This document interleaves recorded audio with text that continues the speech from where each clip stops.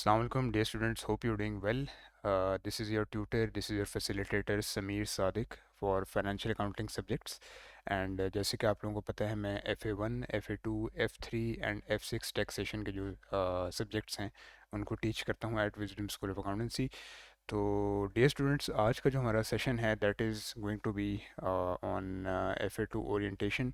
आज हम FA2 की ओरिएंटेशन देखेंगे, जिसके अंदर हम different first time things discuss करे होंगे।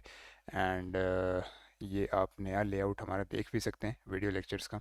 आई होप आप सबको ये पसंद आएगा और पहले से बेहतर लगा होगा, बिकॉज इसमें डेफिनेटली मैं इंटरेक्टिवली आप लोगों से बात भी कर रहा इंटरेक्ट भी कर रहा एंड होपफुली उम्मीद करता हूँ कि आपको चीज़ें अच्छी से समझ आएंगी एंड उम्मीद करता हूँ कि आपको ये लेआउट पहले से बेहतर लगा होगा। ठीक है, तो let's start with the orientation class. आज बेसिकली जो हमारे एरियाज ऑफ डिस्कशन होंगे that will B mainly covering the paper pattern most importantly, right, क्योंकि सबसे पहले स्टूडेंट को पेपर पैटर्न क्लियर करना काफ़ी इंपॉर्टेंट होता है। उसके अलावा आज हम जो है वो ये भी डिस्कस करेंगे दैट इस कोर्स पैकेज के अंदर आपको क्या क्या फैसिलिटीज़ क्या क्या फ़ीचर्स मिलेंगे, ताकि स्टूडेंट्स पहले से क्लियर हो जाएं कि उनको क्या क्या फैसिलिटीज़ वगैरह इसके अंदर इंक्लूड होंगी कोर्स के अंदर, कोर्स पैकेज के अंदर। And after that hopefully we will be discussing something about time management as well, and इंशाल्लाह ताला हम आज फर्स्ट टॉपिक की discussion which will be double entry book keeping उसको भी हम स्टार्ट करेंगे। ठीक है जी। तो सबसे पहले before starting the main orientation, obviously आप सब या तो FA1 बैकग्राउंड से आ रहे होंगे, डेफिनेटली सब लोग FA1 बैकग्राउंड से ही आ रहे होंगे, और बहुत कम ऐसे स्टूडेंट्स होंगे जिनका FA1 एग्जाम्प्ट होगा, क्योंकि एग्जाम्पशंस जिसको मिलती हैं उसको नॉर्मली या तो चारों पेपर्स की मिलती हैं, FA1, MA1, FA2, MA2, या फिर हो सकता है पूरे फाउंडेशन की उनको मिल जाए। तो ऐसा मुश्किल है कि आपने FA1 पहले ना पढ़ा हो। डेफिनेटली आप FA2 में आ रहे हैं तो आप FA1 की बेसिक्स और एग्ज़ाम ऑब्वियसली सक्सीड करके FA2 के अंदर आ रहे हैं, राइट। तो कहने का मकसद ये है कि जो FA2 के अंदर हम लोग सारे टॉपिक्स पढ़ेंगे, सारी बेसिक्स डिस्कशन जो हमारी होगी वो डेफिनेटली फाइनेंशियल अकाउंटिंग का सब्जेक्ट है। तो ऑब्वियसली इस बात को माइंड में आपने लेके चलना है कि चाहे FA1 हो जाए, चाहे FA2 हो जाए, चाहे F3 हो जाए, इन तीनों सब्जेक्ट्स के अंदर जो कॉमन एरियाज़ हैं वो बिल्कुल सेम है, राइट। कॉमन एरियाज़ हम अभी आगे डिस्कस भी करेंगे ऑन द स्क्रीन, राइट। लेकिन मैं आपको पहले टॉपिक वाइज क्लियर भी कर देता हूँ वर्बली, जिसके अंदर डबल एंट्री शामिल है, right, debit credit, T accounts, trial balance, suspense account, correction of errors. इसके अलावा आपका पेटी कैश हो गया, राइट। इसके अलावा कुछ ऐसे टॉपिक्स हैं FA1 में जो कि आपने FA2 में नहीं पढ़ने, लाइक जैसे पे रूल आप लोगों ने पढ़ा होगा, राइट। बैंकिंग की काफ़ी परचेजेस, सेल्स, बैंकिंग की सारी बेसिक्स हैं, वो एग्जामिनर एज्यूम करता है डेफिनेटली कि आपने FA1 पे ऑलरेडी पढ़ी हुई हैं, तो FA2 पे इन चीज़ों को ज़्यादा फोकस नहीं किया जाता, एज्यूमिंग कि आप पहले इसको FA1 लेवल पे क्लैरिफाई करके आए हैं। ठीक है, तो इसमें हमारी कुछ एडवांस्ड सिलेबस डिस्कशंस भी होंगी, ऐसे कुछ एरियाज जो कि डेफिनेटली FA1 में अवेलेबल नहीं थे। तो FA1 ओवरऑल अगर मैं बात करूं तो स्टूडेंट को काफ़ी सिंपल लगता है, बट कुछ स्टूडेंट्स ऐसे भी डेफिनेटली मुझे रिपोर्ट करते हैं कि जिनको बहुत सिंपल लगा या फिर बहुत बोरिंग लगा, राइट, क्योंकि इसमें बहुत सिंपल चीज़ें होती हैं जो कि अक्सर स्टूडेंट्स लेट्स से अगर कॉमर्स बैकग्राउंड वगैरह से आ रहे हैं तो उनको ऑलरेडी उन बातों का पता होता है, राइट। बट FA2 में काफ़ी नई प्रैक्टिकल चीज़ें हमें पता चलने को मिलेंगी, राइट। उसमें फॉर एग्जांपल हम नॉन करंट एसेट्स पे डिस्कशन करेंगे, हम लोग डिस्कशन करेंगे इंशाल्लाह ताला फाइनेंशियल स्टेटमेंट्स के ऊपर, फाइनल अकाउंट्स के ऊपर। डेफिनेटली बेसिक डिस्कशन तो हमारी वही होगी। तो 60 to 70% जो आपका कोर्स है that will be exactly same as FA1। और अगर हम FA2 और F3 की भी बात करें, क्योंकि इसी सीरीज़ में 3 पेपर्स आते हैं, FA1, FA2 एंड F3, तो अगर FA2 और F3 की भी बात करें तो F3 में भी 60 to 70% जो सिलेबस है वो FA2 वाला ही है, लेकिन जो एक्स्ट्रा 30% चीज़ें हैं वो डेफिनेटली हर सब्जेक्ट के अंदर अपनी अपनी एडवांस्ड चीज़ें आती हैं, राइट। तो ये बात पहले समझनी काफ़ी इंपॉर्टेंट थी। तो anyways, without wasting any further time हम लोग स्टार्ट कर लेते हैं अपना ओरिएंटेशन सेशन के साथ। सॉरी। अच्छा, अब सबसे पहले हम लोग एक नज़र डालेंगे पेपर पैटर्न के ऊपर। ठीक है, तो ज़रा यहाँ पे हम पेपर पैटर्न को देख लेते हैं। पेपर पैटर्न मेरा नहीं ख्याल किसी स्टूडेंट को नहीं पता होगा, कोई ऐसा स्टूडेंट नहीं होगा जिसको पेपर पैटर्न का ना पता हो, राइट। तो पेपर पैटर्न एग्जैक्टली जी आपका बिल्कुल सेम है, FA1 में भी, FA2 में भी, FA1 में भी, FA2 में भी, MA1 में भी और MA2 में भी, ठीक है। तो आपका जो पेपर पैटर्न है वो चेंज होता है F1 F2 F3 onwards, okay. तो पेपर पैटर्न की अगर हम बात कर लें, तो पेपर पैटर्न में हमारे पास डेफिनेटली सिर्फ एक ही सेक्शन होगा, और सिंपल सा पेपर पैटर्न है। 50 MCQs आपको आएंगे, 50 MCQs, 50 नंबर ऑफ MCQs, और हर MCQ जो है वो 2 मार्क्स ईच का होगा, ठीक है। ये बात आपको ऑलरेडी पता होगी, FA1 से नथिंग न्यू। तो डेफिनेटली आपका जो टोटल पेपर है वो कितने का बन जाएगा, 100 मार्क्स का, ठीक है। जो इसमें टाइम है वो डेफिनेटली आपको 2 आवर्स का अवेलेबल है। ये टाइम भी across FA1 MA1 FA2 MA2 बिल्कुल सेम है। 2 आवर्स का ये मतलब है जी कि 120 मिनट्स, 120 मिनट। और अगर हम थोड़ी सी टाइम मैनेजमेंट के हवाले से बात कर लें, वैसे तो स्टूडेंट्स की तैयारी इतनी अच्छी ऑब्वियसली हो जाती है। अगर हम अपने लेक्चर्स की बात करें, लेट्स से अगर स्टूडेंट मेरे कोर्स से कोई चीज़ कवर कर रहा है तो उसकी डेफिनेटली जो तैयारी है वो टॉप नॉच होगी इंशाल्लाह, और उसको टाइम मैनेजमेंट का इशू अमूमन एग्ज़ाम में नहीं आएगा, राइट। लेकिन कुछ ऐसे भी स्टूडेंट्स हैं नो डाउट, जो मैंने देखे हैं जिनको काफ़ी टाइम मैनेजमेंट के इश्यूज आते हैं, तो उनके लिए ये एक गाइडेंस है कि डेफिनेटली 120 मिनट्स हैं आपके पास, ठीक है जी। और इसको अगर आप सिंपल इक्वेशन बना लें, आप 100 मार्क्स से इसको डिवाइड कर लें, क्योंकि आपके पास 120 मिनट्स हैं और आपने 120 मिनट्स में 100 मार्क्स कंप्लीट करने हैं, ठीक है। तो ये आपको एक सिंपल सा नंबर दे देगा विच इज़ 1.2 मिनट पर मार्क, ठीक है। तो इसका क्या मतलब है कि आपने हर हर मार्क के लिए 1.2 मिनट स्पेंड करने हैं, ठीक है। और अगर हम इसको MCQ वाइज देख लें, क्योंकि पर मार्क तो हमारा कोई फ़ायदा नहीं है देखने का, तो सॉरी मैं 2 MCQ लिख रहा हूँ। तो अगर आपका 2 नंबर का जो MCQ है, 2 मार्क MCQ, उसके लिए आपको टेक्निकली कितना रिक्वायर्ड होगा टाइम, 1.2 को आप 2 से मल्टीप्लाई कर दें तो आपके पास 2.4 मिनट्स का टाइम आ जाएगा। और ये 2.4 मिनट्स बेसिकली MCQ को कंप्लीट करने का टाइम है, ठीक है। तो अगर आप एक MCQ 2 से 2.5 मिनट के अंदर कंप्लीट कर लेते हैं, 2.5 मिनट वाली लिमिट ना रखिएगा, क्योंकि 2.5 मिनट वाली लिमिट 2.4 से भी ज़्यादा है, तो हो सकता है आपके एक दो क्वेश्चंस एंड में मिस हो जाएं। और ये भी आपने बात याद रखनी है कि आपने पेपर के एंड में रीचेकिंग का टाइम रखना है, ठीक है। क्योंकि काफ़ी ऐसी गलतियाँ, 3 4 5 क्वेश्चन आई एम श्योर आपके इस एक्शन में ठीक हो जाएंगे अगर आप पेपर को रीचेक करने की आदत डालेंगे एंड पे सबमिट करने से पहले, क्योंकि आपने टाइम डेफिनेटली सारा स्पेंड करना है पेपर के अंदर, तो दैट इज़ वेरी इंपॉर्टेंट, ठीक है। अब यहाँ पे एक बहुत इंपॉर्टेंट डिस्कशन है, ये बात आपने बहुत गौर से सुनी है, राइट। जो आपका MCQ है, लाजमी नहीं है कि आपके उस पर 2 ढाई 3 मिनट ही लगे। नो डाउट एग्ज़ाम में कुछ मुश्किल MCQs आते हैं, but considering dear students this is only FA2 paper, right. ये FA1 FA2 का पेपर आप लोगों के लिए बिल्कुल मुश्किल नहीं होना चाहिए, क्योंकि अगर आपको यहाँ पे मुश्किल हो रही है क्वेश्चंस को अटेम्प्ट करने में, क्वेश्चंस को करने में, अगर आपको यहाँ पे प्रॉब्लम होएगी, यहाँ पे मुश्किल होएगी, तो डेफिनेटली आपके लिए अगले एग्ज़ाम लेवल्स बहुत फर्दर डिफ़िकल्ट हो जाएंगे, ठीक है। तो इस बात को माइंड में रखना है। तो मैं कहना ये चाह रहा हूँ बेसिकली कि कुछ ऐसे MCQs होंगे जो आप बेसिकली हम लोग कैप्लन किट से कवर करेंगे, और जो अभी मैं थोड़ी देर में आपको गाइड करूँगा कि हम क्या क्या स्टडी मटेरियल कवर करेंगे। तो लेट्स से अगर हम BPP कैप्लन किट से या फिर स्टडी अप से कोई भी क्वेश्चन कर रहे हैं, तो हर क्वेश्चन 2 ढाई मिनट के डिज़र्व नहीं करता time, right. Every question does not deserve giving this much time. ये आपको मैक्सिमम पर MCQ का टाइम दिया गया, राइट। अ, जो बात आपने याद रखनी है वो ये है कि आपको हो सकता है एक MCQ इतना सिंपल हो, थ्योरेटिकल भी हो सकता है, थ्योरेटिकल कैलकुलेशन इसमें मिक्स्ड आती है, तो हो सकता है कोई ऐसा MCQ हो जो कि थ्योरेटिकल हो और उस पे आपको जो है वो हार्डली 30 या 20 सेकेंड्स रिक्वायर्ड हो, राइट। तो इसका क्या मतलब हुआ कि आपने क्वेश्चन नंबर 5 देखा, फॉर एग्जांपल क्वेश्चन नंबर 5 है सिंपल, 20 30 सेकंड आपके उसके ऊपर लग गए, तो दैट मीन्स 2 मिनट आपके बच गए, राइट। 2.5 मिनट का टाइम था ना, तो अगर आपके 20 सेकंड भी लगे तो दैट मीन्स 2 मिनट बच गए आपके उस MCQ से।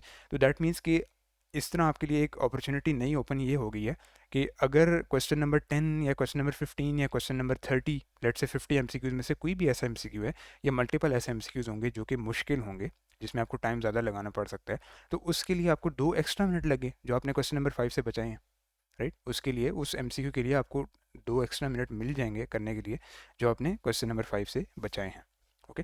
तो इस तरह आपने मार्क एलोकेशन करनी है, इस तरह से आपने क्या करना है, आपने टाइम एलोकेशन करनी है, मार्क एलोकेशन करनी है। होपफुली इसमें कोई इशू नहीं होगा, बट जब हम प्रैक्टिस स्टेज पे आएंगे तो ऑब्वियसली हमारी फर्दर इस पे बातचीत हो रही होगी, ठीक है। तो फर्दर इस पे हम टाइम वेस्ट नहीं करते। आई होप यहाँ तक सारी बातें आपको क्लियर हैं, ठीक है जी। अच्छा, इसके अलावा पेपर पैटर्न में तो आई थिंक इतनी ही डिस्कशन है हमारी।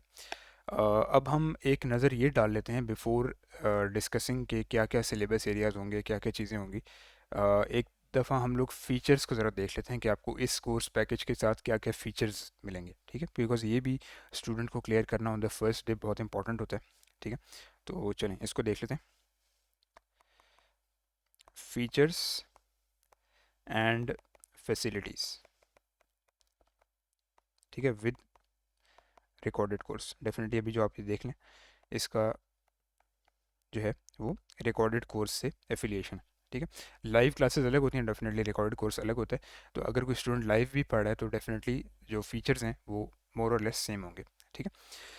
तो इसमें सबसे पहले तो आपको कंप्लीट कोर्स कवरेज मिलेगी, जो कि बहुत इंपॉर्टेंट चीज़ है, ठीक है, कंप्लीट कोर्स कवरेज। डेफिनेटली कोई ऐसा कोर्स जो कि इनकम्प्लीट हो, ना मैं वो पढ़ाना चाहूँगा, राइट, ना हम वो स्टूडेंट को देना चाहेंगे, और ना ही वो स्टूडेंट पढ़ना चाहेंगे, क्योंकि ऑब्वियसली स्टूडेंट ना अपने पैसे वेस्ट करना चाहते हैं, ना फिर ना ही अपना टाइम वेस्ट करना चाहते हैं। डेफिनेट सी बात है, ठीक है। इसके अलावा अच्छा, एक बात यहाँ पे मैं क्लियर कर दूँ ज़रा सेकंड चीज़ पे जाने से पहले। कंप्लीट कोर्स कवरेज का ये मतलब है कि हमारी जो कोर्स कवरेज है वो जिस तरह आप स्क्रीन पे नोट पैड देख रहे हैं, नोट्स के थ्रू होगी, राइट। 80-90% चीज़ें हम नोट्स के थ्रू करेंगे। हाँ, अगर थोड़ी बहुत एक दो चीज़ें थ्योरेटिकल हैं वो हम थ्रू द स्टडी टेक्स्ट कर सकते हैं, लेकिन वो भी मेरा फोकस होगा कि हम अलग अलग नोट्स से कवर करें। एंड आपको इसके जो नोट्स के पीडीएफ है ये भी अवेलेबल हो जाएगा, ठीक है। ये मैं अभी फैसिलिटीज़ में शामिल भी करूँगा ये बात। तो कोर्स कवरेज हम जो सीक्वेंस फॉलो करेंगे ना, वो करेंगे कैप्टन का, ठीक है। कैप्टन स्टडी टेक्स्ट आपको प्रोवाइड हो जाएगा, लेकिन स्टडी टेक्स्ट प्रोवाइड होने का हरगिज़ ये मतलब नहीं कि आपने स्टडी टेक्स्ट को पढ़ने लग जाना है, ठीक है। स्टडी टेक्स्ट का ये मतलब है कि हम जो कोर्स का एक प्रिस्क्राइब्ड एसीसीए ने जो इंडोर्स किया हुआ है सिलेबस फॉर्मेट, वो हम उससे पढ़े होंगे कैप्टन स्टडी टेक्स्ट से, यानी 1 2 3 4 चैप्टर जो हैं वो सीक्वेंस हम कैप्टन स्टडी टेक्स्ट का फॉलो करे होंगे। अच्छा, अब आते हैं किट प्रैक्टिस पे, ठीक है। तो यहाँ पे हम बेसिकली ये कहेंगे, रीज़नेबल एग्ज़ाम किट प्रैक्टिस। इसका क्या मतलब है? This is very very very very important. सबसे इंपॉर्टेंट चीज़ पूरे आज के लेक्चर के लिए ये है, ठीक है। इसको समझना। स्टूडेंट ये समझते हैं जी अक्सर, लेट्स से अगर आप किसी भी इंस्टीट्यूट से लेक्चर ले रहे हैं, राइट, चाहे हमारे से ले रहे हैं चाहे कहीं और से ले रहे हैं, स्टूडेंट ये समझते हैं कि ट्यूटर उनको एक एक सवाल करवा देगा, right. Definitely me as a tutor मुझे कोई मसला नहीं है 101% क्वेश्चन करवाने का स्टूडेंट को, मुझे कोई इशू नहीं है। लेकिन तब मसला ये होता है कि लेट्स से अगर मैं स्टूडेंट को 20 सवाल दिए हुए टॉपिक के, तो 20 के 20 सवाल में करा दूँ, 21वां सवाल भी मैं खुद से लेकर उनको करा दूँ, राइट। तो इसमें इशू बताऊँ क्या होगा कि स्टूडेंट खुद जहमत नहीं करेंगे एफर्ट करने की। आई एम श्योर मैंने ऐसे स्टूडेंट्स लाइव में भी देखे हुए हैं, रिकॉर्डेड में भी देखे हुए हैं, because I am teaching since the last 6 years for this subject and other subjects as well. Student जो हैं वो अगर उनको सारे क्वेश्चंस करा दें तो वो जहमत नहीं करते अलग से कोई क्वेश्चन खुद से करने के लिए, राइट। तो इस तरह ये होता है कि डिपेंडेंसी बढ़ जाती है, और फिर जब एक्चुअल टेस्टिंग का टाइम आता है, मॉक्स का टाइम आता है, एग्ज़ाम हॉल आता है, तो ऑब्वियसली वो पैनिक हो जाते हैं, क्योंकि उनको इस चीज़ का अंदाज़ा नहीं होता है कि उन्होंने खुद क्वेश्चंस नहीं किए हुए। तो डेफिनेटली उनको बाद में प्रॉब्लम होगी, ठीक है। उनको आदत नहीं होती खुद प्रैक्टिस करने की। तो रीजनेबल एग्जाम किट प्रैक्टिस का ये मतलब है कि लेट से अगर आपको एक टॉपिक के 20 25 या लेट से 30 क्वेश्चंस दिए हैं एग्जाम किट में, कैप्टन किट में, तो उसमें से लेट से अगर 30 क्वेश्चन, उसमें से 25 to 26 हम मस्ट करेंगे, यानी आप 90% का एक एवरेज ले लें।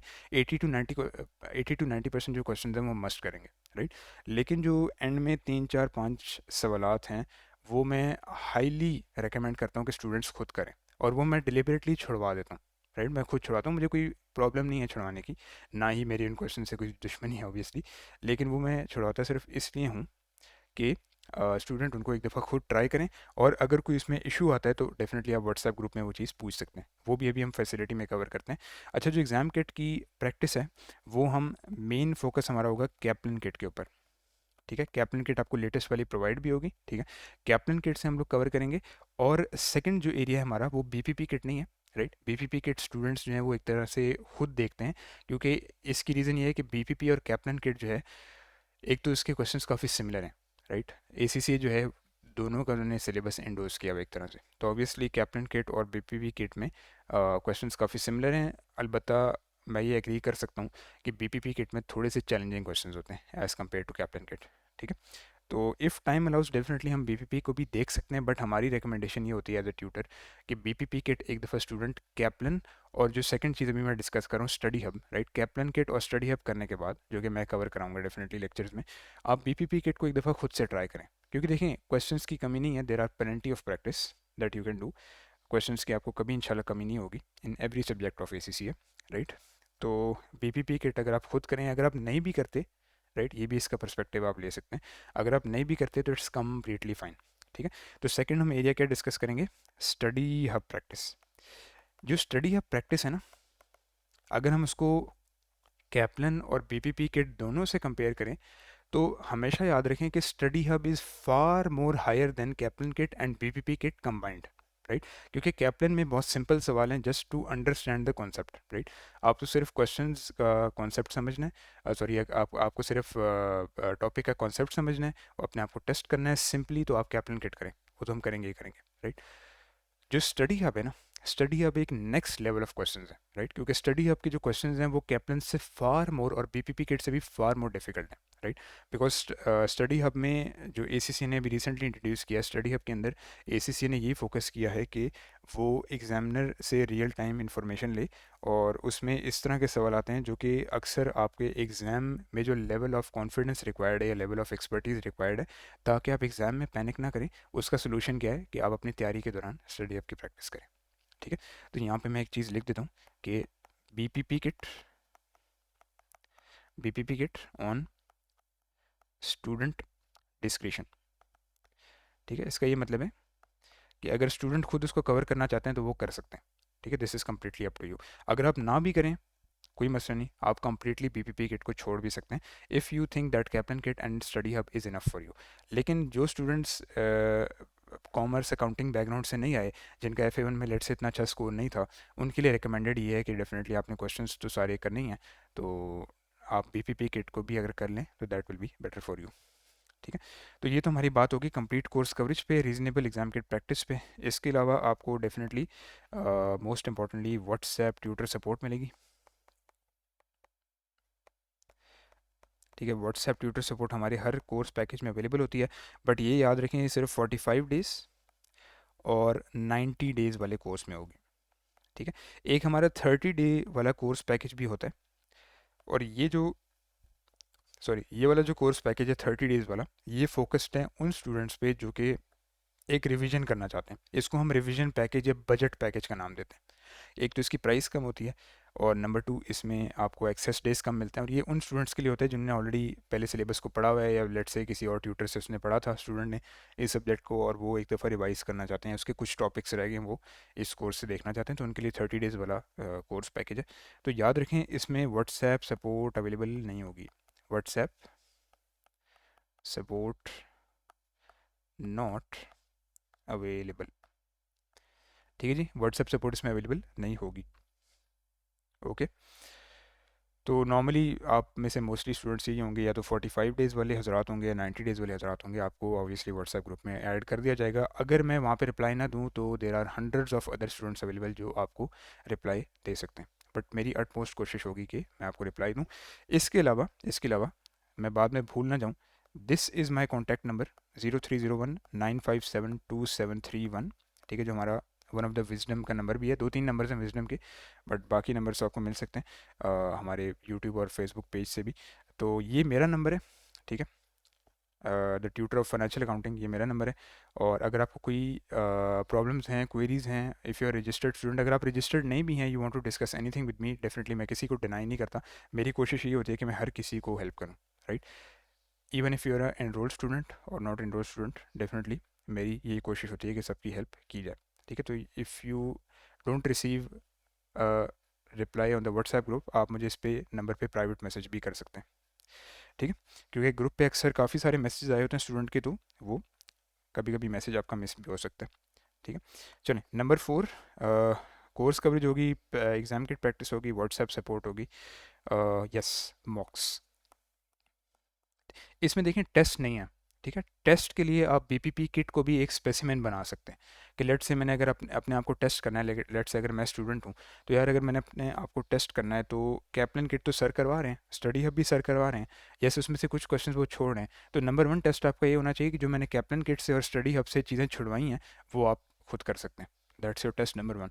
Test number two can be BPP kit, क्योंकि ऑब्वियसली वो तो हमने कोर्स में पैकेज में ऑफिशियली कवर नहीं करना, तो वो आप टॉपिक बाय टॉपिक उसको एज अ टेस्ट बना के चल सकते हैं। मॉक्स डेफिनेटली इसमें आपको प्रोवाइड होंगे, और मॉक्स में भी अगर मैं इसको और क्लियर कर दूं, प्रिसाइज कर दूं, तो ये ACCA परचेज मॉक्स होंगे। ठीक है, ये कौन से होंगे? ACCA purchase मॉक्स। और ये वैसे तो पेड होते हैं, लेकिन ये आपको एज अ कोर्स पैकेज के अंदर फ्री ऑफ कॉस्ट इंक्लूडेड मिलेंगे। राइट, ये included in the course package होंगे। एंड आपको ये LMS पोर्टल, जहाँ पे आपको लेक्चर्स की फैसिलिटी मिल रही है, हर स्टूडेंट का अलग अलग लॉगिन क्रिएट होता है, वहाँ पे आपको ये एज अ डॉक्यूमेंट मिल जाएंगे विद द आंसर्स। ठीक है, मॉक्स आपने शुरू में नहीं करने होते, ये आपने जब आपका एग्ज़ाम आता है उसके लेट से हफ्ता पहले भी अगर आप कर लें तो ये फ़ाइन इनफ होता है। आप 10 दिन पहले भी इसको कर लें, 3-4 दिन पहले भी कर लें, फिर आप उसको डेफिनेटली मार्क कर सकते हैं। ठीक है, खुद ही आंसर से। तो आपको ये पता चल जाएगा कि आपकी एग्ज़ाम वाइज किस तरह की तैयारी है, और वो आपको किस तरह पता चलेगा इन ACCA परचेज मॉक्स को करने के बाद। ठीक है जी। तो ये आई थिंक सारी फीचर्स एंड फैसिलिटीज़ थे।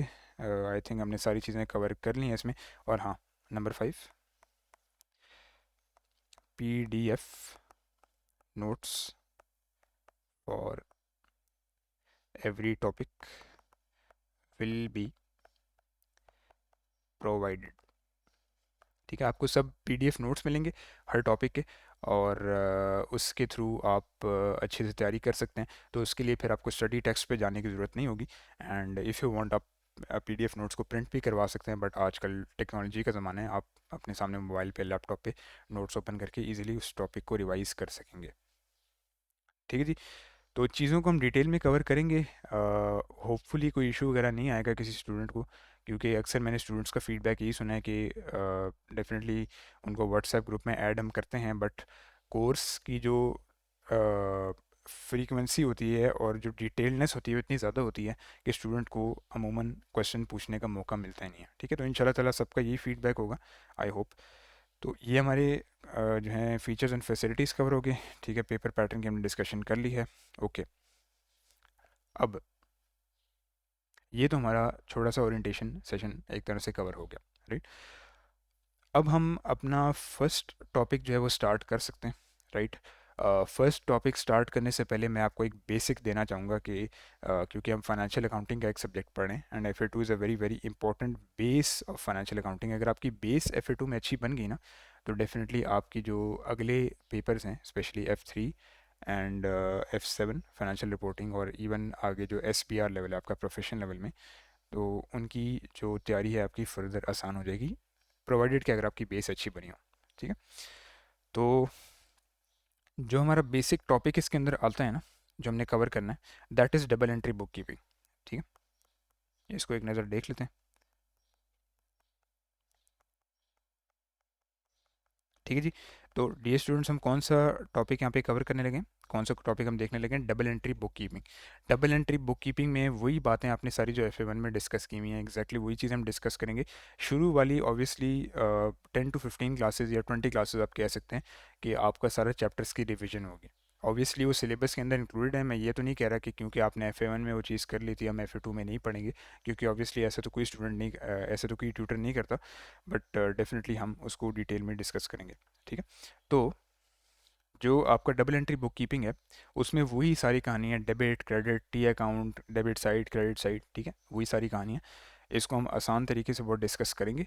और इसके अलावा हम मेन डबल एंट्री को स्टार्ट करने से पहले एक बेसिक कॉन्सेप्ट भी डिस्कस करेंगे, जो कि समझना इस लेवल पे बहुत इंपॉर्टेंट है स्टूडेंट के लिए, जिसके अंदर बेसिकली वही चीज़ें आ जाती हैं, अकाउंटिंग इक्वेशन वाली, assets is equal to capital plus liabilities. ठीक है, इसके अलावा आपकी जो बेसिक ट्रांजैक्शन का सीक्वेंस है, आपने ट्रांजैक्शन किस तरह रिकॉर्ड करनी है, फिर इसमें एक टॉपिक हम वो भी पढ़ेंगे जिसके अंदर हम देखेंगे that what are the sequence of recording transactions. ठीक है, आप किस किस सीक्वेंस के थ्रू गुजरते हैं। और फिर हम एक नज़र अकाउंटिंग कॉन्सेप्ट्स पे भी डालेंगे, राइट, अकाउंटिंग कॉन्सेप्ट्स आपके कौन से हैं। और उसके अलावा हम फाइनेंशियल स्टेटमेंट्स पे भी डिस्कशन करेंगे। एक बात ऊपर मैं बताना भूल गया, जो कि ऊपर कवर नहीं हुई, डेफिनेटली वो through out the course cover हो जाएगी। जो टॉपिक्स हम इसमें कवर करेंगे, डेफिनेटली स्टार्ट हम करेंगे डबल एंट्री बुक कीपिंग से, टाइप्स ऑफ बिजनेस डॉक्यूमेंटेशन से, बैंकिंग वाली सारी चीज़ें डिस्कस होंगी वही वाली, ठीक है, as you discussed in FA1। Trial balance, suspense account, correction of errors, ठीक है, control account reconciliation, bank reconciliation, very very important. Trial balance पे फिर हम आएंगे, उसके बाद फाइनल अकाउंट्स पे जाएंगे, एक्सटेंडेड ट्रायल बैलेंस हम डिस्कस करेंगे। ये सारा सीक्वेंस है जो हम उसके अंदर देखेंगे कोर्स के अंदर। And we will be ending with few things जिसमें इनकम्प्लीट रिकॉर्ड्स है, राइट, मार्कअप मार्जिन वाली चीज़ें हैं। और उसके बाद हम फाइनेंशियल स्टेटमेंट्स पे काफ़ी अच्छा फोकस रखेंगे, क्योंकि अगर आप फाइनेंशियल स्टेटमेंट्स FA2 में सही तरीके से समझ जाते हैं तो डेफिनेटली आपको F3 लेवल पे इनको समझने में कोई प्रॉब्लम नहीं होने वाली। ठीक है जी, चलें अब स्टार्ट करते हैं। चलें जी, अब हम स्टार्ट करते हैं अपना ट्रांजैक्शन सीक्वेंस से। एक दफ़ा ये समझ लेते हैं कि डबल एंट्री बुक कीपिंग के अंदर ही हमारे पास जो ट्रांजैक्शन की रिकॉर्डिंग सीक्वेंस है वो क्या होती है। तो इससे आपको एक तरह से सिलेबस का भी बेटर आइडिया हो जाएगा, राइट, कि हम क्या क्या चीज़ें पढ़ेंगे। लेकिन सबसे पहले मैं ये अज्यूम कर रहा हूँ कि सब स्टूडेंट्स को ये पता होगा कि ट्रांजैक्शन क्या होती है, राइट। ऑब्वियसली FA2 लेवल पे डिस्कस करना रेलेवेंट नहीं है, I believe, because FA1 level पे आपने ऑलरेडी इसका जो डिटेल है वो पहले से सारी पढ़ी हुई है, ठीक है। तो ट्रांजैक्शन आपको पता है, it can be sale, purchase, bank transaction, bank payment, bank receipt, ठीक है। अगर हम सेल या परचेज़ की बात करें तो ये बात आपको ऑलरेडी पता होगी कि वो क्रेडिट पे भी हो सकती हैं और कैश पे भी हो सकती हैं, ठीक है। ये सारी बातें आपने FA1 लेवल पे डिस्कस की हैं। तो सबसे पहले जब भी हमारे पास कोई ट्रांजैक्शन आती है, the first thing we have to do is that we have to record it in the books of prime entry, ठीक है। सबसे पहले काम होता है उसको बुक्स ऑफ प्राइम एंट्री के अंदर रिकॉर्ड करना, ठीक है। अब ये समझ लें कि बुक्स ऑफ प्राइम एंट्री हमारे पास कितने टाइप की होती हैं, right. We have 7 books of prime entry, 1 2 3 4 5 6 7, ठीक है। तो सबसे पहले हमारे पास होती है सेल्स डे बुक, ठीक है। फिर हमारे पास होती है परचेज डे बुक, ठीक है। फिर इसी तरह हमारे पास होती है सेल्स रिटर्न डे बुक, ठीक है। और इस तरह हमारे पास होती है परचेज रिटर्न डे बुक,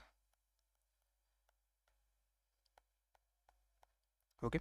और then we have petty cash book. Petty cash का हम अलग से यहाँ पे एक रिविजन करेंगे towards the end of the syllabus. तो पेटी कैश की सारी ट्रांजैक्शन जो है पेटी कैश बुक में रिकॉर्ड होती हैं।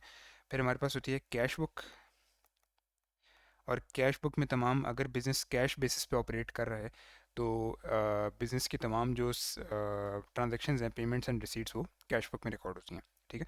कैश बुक की बेसिकली दो साइड्स होती हैं, रिसीट साइड भी होती है, रिसीट साइड पे सारे पैसे आते हैं, और पेमेंट साइड भी होती है। पेमेंट साइड का मतलब है कि जहाँ पे सारी पेमेंट्स आप कर रहे हैं सप्लायर्स को, या सारी पेमेंट्स आपकी जा रही हैं, वो पेमेंट साइड पे रिकॉर्ड होंगी। स्पेंड मनी पेमेंट में जाएगा, रिसीव मनी रिसीट्स के अंदर आएगा, ठीक है जी। उसके अलावा लास्ट हमारी जो बुक्स ऑफ प्राइम एंट्री होती है उसको हम जर्नल का नाम देते हैं, ठीक है। तो जर्नल बेसिकली आप जो नाम देते हैं वो जर्नल एंट्री भी इसको नाम दे सकते हैं, लेकिन जर्नल में तमाम वो चीज़ें रिकॉर्ड होती हैं जो कि ऊपर पिछली 6 डे बुक्स में रिकॉर्ड नहीं हुई होती, क्योंकि सातवीं और आखिरी जो बुक है वो जर्नल है ना।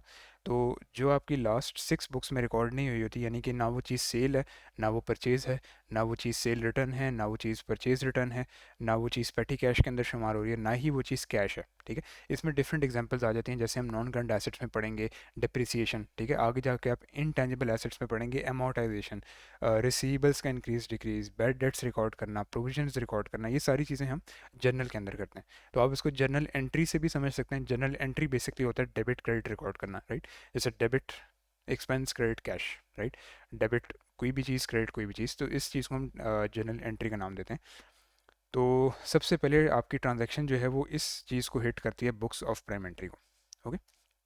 उसके बाद अच्छा, ये सारा काम अगर आजकल के लिहाज से देखा जाए तो ये सब कुछ टेक्नोलॉजिकल एडवांसमेंट्स की वजह से, अगर कोई कंपनी अकाउंटिंग सॉफ्टवेयर यूज़ करिए तो आपको ये काम नहीं करना पड़ेगा, ये ऑलरेडी पीछे से बैक एंड से खुद ही रिकॉर्ड हो रहा होगा, ठीक है।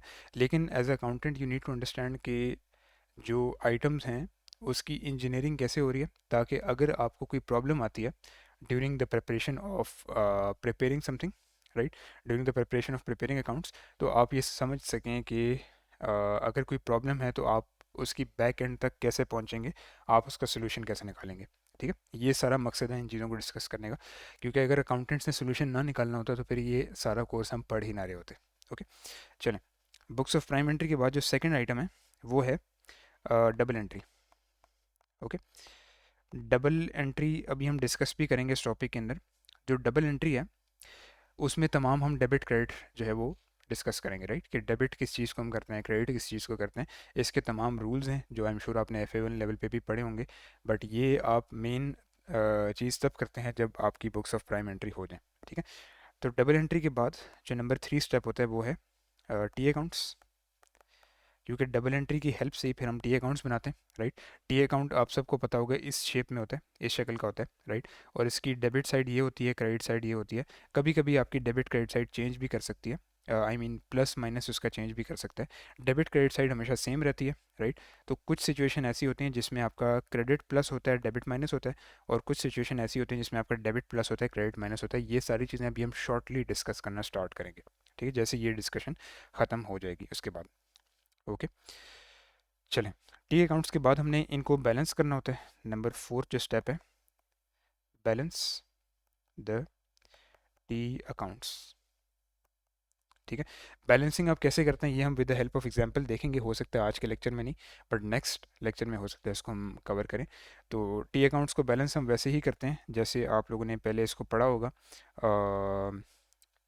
आई थिंक FA1 लेवल पे आप लोगों ने इसको मोस्ट इंपॉर्टेंटली कवर किया होगा।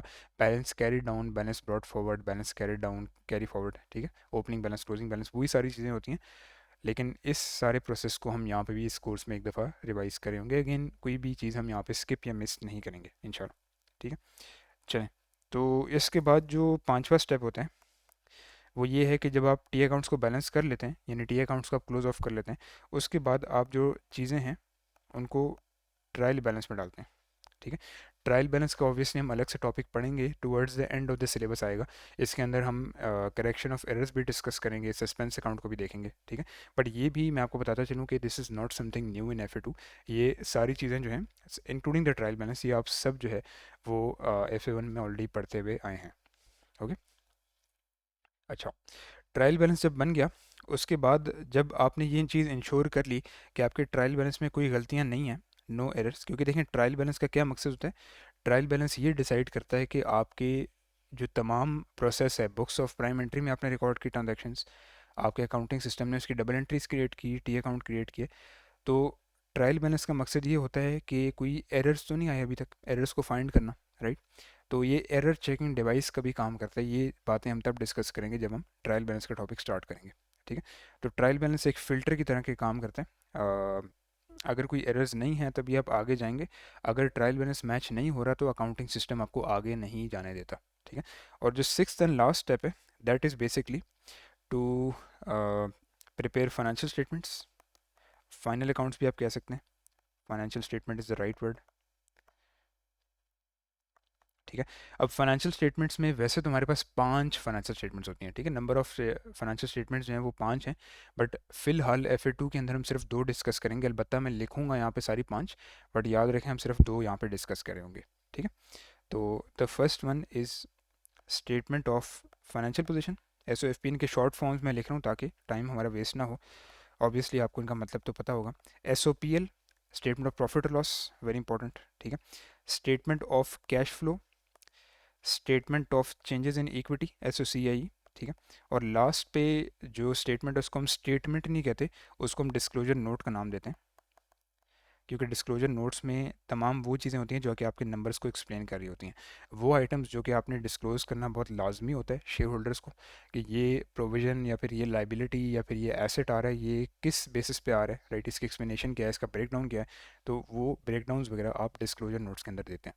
ओके, तो टॉकिंग अबाउट FA2 उसके अंदर हम सिर्फ SOFP और SOPL डिस्कस करेंगे, राइट। इसके अलावा बाकी जो 3 स्टेटमेंट्स हैं, cash flow, changes in equity और डिस्क्लोजर नोट्स, ये तीनों हम कहाँ कवर करेंगे, F3 के अंदर। ठीक है, तो ये बातें हम FA2 में देखेंगे, और ये जो 3 हैं these will be discussed in F3 level इंशाल्लाह, नेक्स्ट वाला।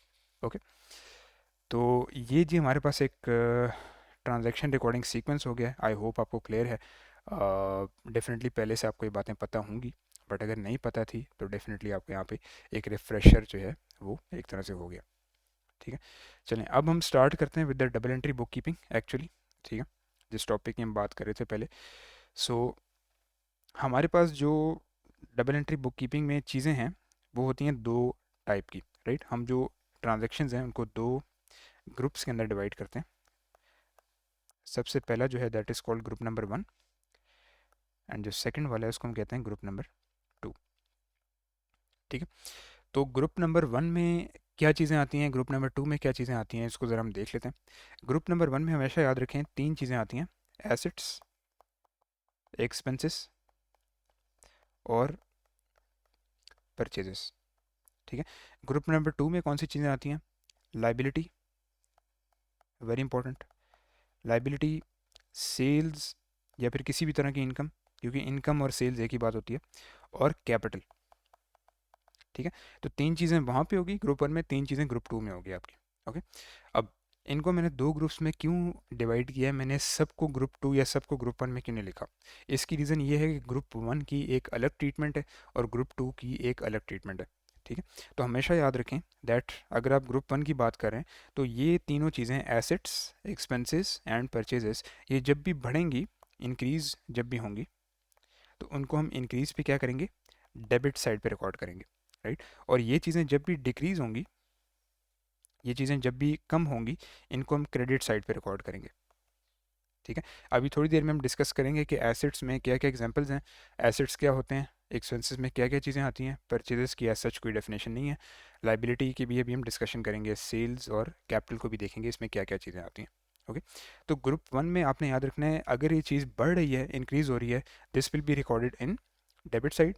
अगर ये चीज़ डिक्रीज हो रही है, this will be recorded on the credit side. Okay, this is very very important to understand. अच्छा, जो आपके पास ग्रुप 2 है, ग्रुप 2 में उल्टा हो जाता है, राइट। ग्रुप 2 में हम क्या करते हैं, ग्रुप 2 में इंक्रीज और डिक्रीज। ठीक है, तो कहानी वही है, सिर्फ साइड्स इसमें उलट हो जाती हैं, राइट, ऑपोजिट हो जाती हैं। इंक्रीज में हम क्या करते हैं, इंक्रीज में हम करते हैं क्रेडिट, और डिक्रीज में हम क्या करते हैं, डिक्रीज में हम करते हैं डेबिट। तो आप देखें यहाँ पे क्लियरली कॉन्ट्रास्ट आप देख सकते हैं, दोनों का उल्टा कॉन्ट्रास्ट है। Group 1 is opposite to group 2। ठीक है जी, सही है। तो ये आपका डबल एंट्री की बेसिक्स हैं। अगर आपको ये चीज़ क्लियर ना हुई, जो कि आपको एफ लेवल से आई होप क्लियर होगी, बट कुछ स्टूडेंट होते हैं जिनको ऑब्वियसली पेपर दिए हुए काफ़ी टाइम हो चुका होता है, तो अगर ये चीज़ें आपको क्लियर नहीं हैं तो बेहतर ये है कि आप इसको इस लेवल पे क्लियर कर लें, क्योंकि आगे जो है अगर आप इन चीज़ों को क्लियर नहीं करेंगे तो आगे आपको मुश्किलात का सामना हो सकता है। ओके, सही है, चलें। तो ये तो डिस्कशन होगी जी हमारी। अब देखें, एक नज़र हम डालते हैं डेफिनेशंस के ऊपर, राइट। एसेट्स क्या होता है, एक्सपेंसेस में क्या क्या टाइप्स आती हैं, राइट। परचेजेस की एसेट्स कोई डेफिनेशन नहीं है।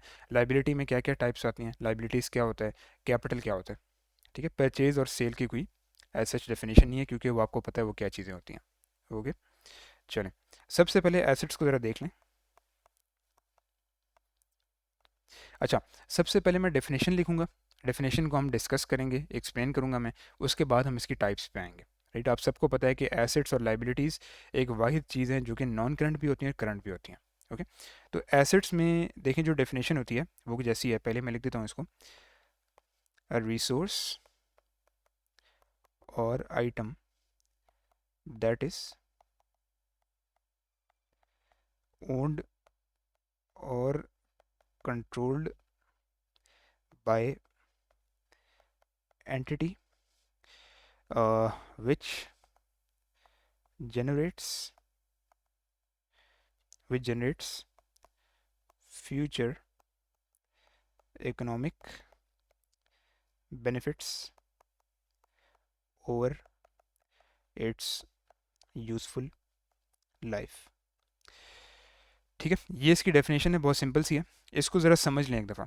ठीक है, कुछ की वर्ड्स हैं यहाँ पे, रट्टाफाई नहीं करनी आपने चीज़ें। एक चीज़ मैं भूल गया था पहले बताना, रट्टाफिकेशन is not allowed, a big cross, रट्टाफिकेशन is a big cross in financial accounting और एनी सब्जेक्ट ऑफ एसीसीए। ठीक है, कुछ सब्जेक्ट्स हैं ऑब्वियसली थ्योरेटिकल, जिन स्टूडेंट्स की थ्योरेटिकल नॉलेज अच्छी नहीं है, जैसे F1 में कुछ लोग चीज़ों को रट्टाफाई करते हैं, बट वो तो खैर अलग कहानी है।